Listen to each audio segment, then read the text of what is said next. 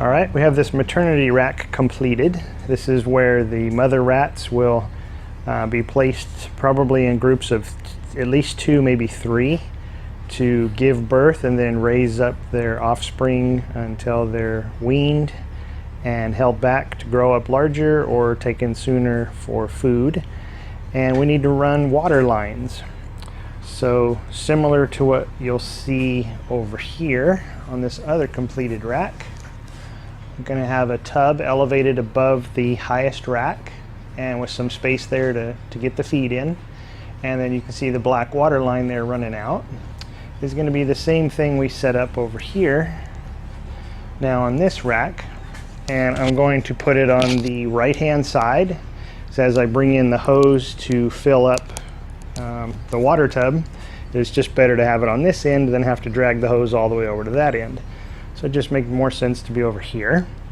And let's get started on the project. Okay, now to get the supplies for your water lines, I recommend 2 companies, reptilebasics.com, which I'll put the link down below, below this video. That's where I'm currently buying all my stuff. And then the place I used to buy it in the past was Klubertans, if I'm pronouncing that right. That's KLUBERTANZ.com. They specialize in everything you would need for raising rabbits. They also have these same water lines. Some things are a little bit different. I'll show you that coming up in a second. But right now, for the last couple months, I've been buying everything at Reptile Basics. I've been very happy with their service and their products. And let me show you what you're going to need for the water lines right now. I just created this little box to keep all my stuff divided, but just to show you overall everything we've got. But we're going to start with some water line. I think it comes in a minimum of 25-foot length on up to, I think you can get maybe 400 or 500 feet. I don't remember exactly. And then here you're going to need the water nozzles. And these little clips, which I'll show you. The water line will go through here. This clips, get this in focus for you. This is going to clip on to the top of your hardware cloth, which holds the water line in place so the rodents can't pull it down through the hardware cloth. T-lines, maybe it's better if I leave it sitting there. So you have T's, which are going to come up every time you have a water sipper coming up from each individual tub. You're going to use these. There's also L's and straight line pieces. And then this is the adapter that's going to be plugged into your water container, either like a 5-gallon bucket, or you'll see I use square boxes just for ease of use. Anyways, this will be this direction. This portion on the left will be in the water container as I hold it now. And then this piece is going to connect, I'll show you that in a second, to your water line.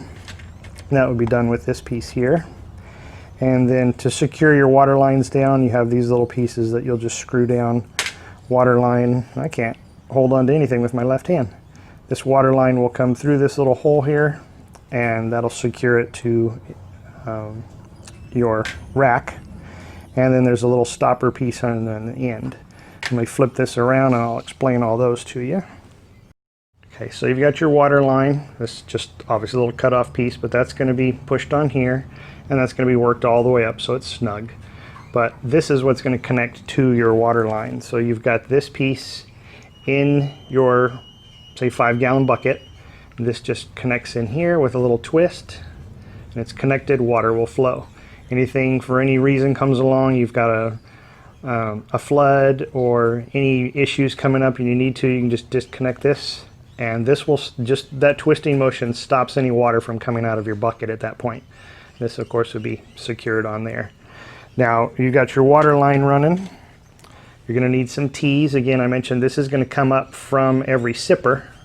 So you're going to have your water line running along, and this will come down to your sipper, which will be where the rodents are getting their water from. This little nozzle will be placed up through here, and then your water line would be coming down this way and connected. This is secured to the top of your hardware cloth, and then this is the sipper where the rodents are going to get their water. And then at the end of your line, you have the possibility of putting on this little stopper, so I recommend getting a couple of those as well. If for any reason you got to the end of your line and needed to turn it off, you can just put this little adapter on there rather than having to rerun water line. It's going to be pretty helpful, so I've got quite a few of those. At the bottom of all of my racks that you'll see behind me here, I always put a little water sipper. If I get any rodents that get out, I'm hoping they're going to go to that water sipper because that's what they're used to, as opposed to chewing a hole in my water lines and causing floods. So far it hasn't happened, but I build it in that way anyways. And then if for some reason I wanted to come by later and instead of rerunning a water line, I just wanted to take all those nozzles off, I could put this piece on with the cap and then I'm done. I don't have to rerun water lines. Let me show you what that looks like real quick. So right here you can see at the end of all my water lines, I have another little nozzle. So I'm hoping if an escaped rodent gets out and he's out overnight, I didn't realize it was out, because of course if I know one's out, I'm going to try to catch him before I leave, he or she. Then they've got this little water nozzle to come along to, and that's at the bottom of each of the water lines that I run.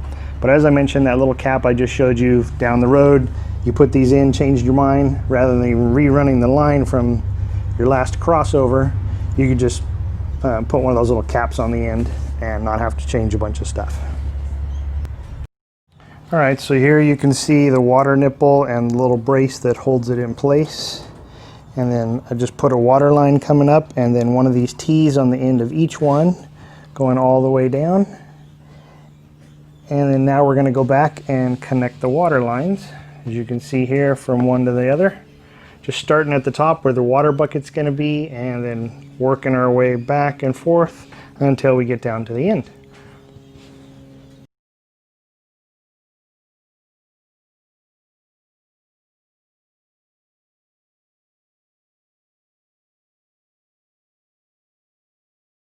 Okay, now we're going to make the water container for the rack. I'm using a Sterilite box, 56 quart. Obviously you can use anything that works for you. This is just what I prefer. For the larger racks at least, I do use 5-gallon buckets for my small individual racks, but this holds a lot more water, so I'm refilling it less since there's going to be a significant amount more number of adults in the rack drinking. You're going to need a 5/8 inch bit. There you go, for anybody that isn't listening with audio. So 5/8 inch bit, just pick a corner, drill your hole.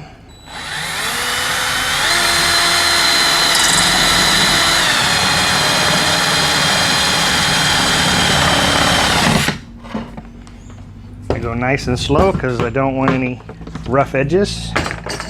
And of course, this is going to fill up with a lot of plastic. Make sure you get the big chunks out, as well as when you put water in here and double check that it's watertight, be sure and dump that water out. You want to rinse out any plastic out really well. Let me grab the water valve, which I forgot to grab. Just give me a second. Back with the water valve.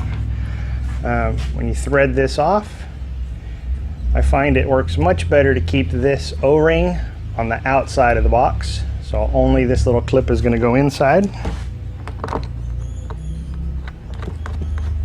Snug that up hand tight, and it's going to look like that. Now you've got this other piece. This is going to be on the end of your water line. That's going to come in here, little twist, and this would be locked in and water would be flowing at any time. Again, your water line's on here, twist that off and it's going to be watertight. Nothing's coming in. So we just got to fill this up with water, make sure it's watertight. I let it sit for a little bit before I actually connect it to everything. And that's all it is for the step to have our water container to provide water for our animals. Okay, now to support the water bucket, I'm just going to take a 2x4 and lay it up here on top of the rack, which is the length, or the length of this board rather is the width of the span here, so 24 inches. And then I already cut a piece of wood to size to sit right there, and then our water bucket's gonna sit on top of that, much like this one over here. There we go, on the other rack. And so the weight of that's going to hold this in place so I don't ever even tack this piece down. But that's just going to sit up like that. And just while we're on the topic, when I cut this board, I was sure to wear earplugs. And I want to caution you to do the same, as my day job is a hearing aid specialist. So all day long I test people for hearing loss and fit them for hearing aids as appropriate. And believe me, it's very common for people who have been operating saws and machinery all their lives to need hearing aids. So take my word for it, just wear some earplugs. I will prove to you I use mine. There we go. There's my little pack that I just carry around the shop with me. Always got them ready to go. And we're just going to put the water bucket on here, and then we'll flush all the lines, make sure water's coming out. Come down here a little bit, you'll see the last line that I have. I'll put a nozzle on here after I see water start to first emerge out. So that helps me get all the air out of the line. I'll plug that piece in, and then I'll go back on each individual one of these water nozzles and give them a little touch. Just make sure water flows out of every one. So we've got all of the air bled out completely. And then we can put in some bedding and get the rodents in their new rack. Okay, so there we have it. There's the water reservoir at the top. Just enough water over the outlet there for me to test and make sure that there was no leaks, which there were none in the system. So now I'll fill that up. But I want to show here the rest of this. I forgot to tell you that I put mice in the top. Sorry, that was a little bit too fast of a pan. But with mice colonies on the top row, then I just went ahead and used 1/4 inch hardware cloth at the top instead of 1/2 inch like for the rest of the rack. And then with that in mind, for the water line, I'll show you here with something behind it, you have to cut a little slit right here where my finger is in the very top edge of the little metal piece that's going to hold your nozzle down into the hardware cloth. That needs to be cut out so it will fit inside the smaller dimension, because this is more than 1/4 inch wide. So cutting that, then this will slip over one edge. So I just wanted to share that. I had forgotten to mention it before. And let's look up here. I've already got some tubs here going with some mothers and their babies. There's some nursing there. There's quite a few in there. I'm going to put 2 or 3 females in each of these tubs, depending on the size of the litters. And then down here on this next row, I just have some very pregnant girls getting ready to lay soon.